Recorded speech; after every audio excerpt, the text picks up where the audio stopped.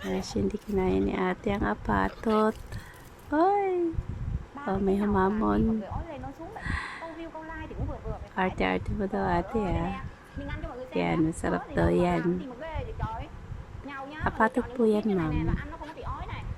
Mabango. May tatlong klase daw siya sa sawan.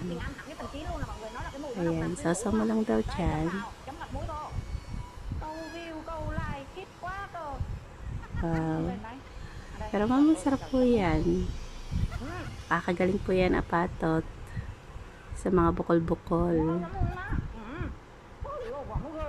Yan na. May nagpalata si ma'am. Oh, magpalata. Yan siya. Hindi niya na kini-carry. Oh, yes. Hinig na siya sa sarap. Okay daw, okay. Ayan na siya, guys. Hi!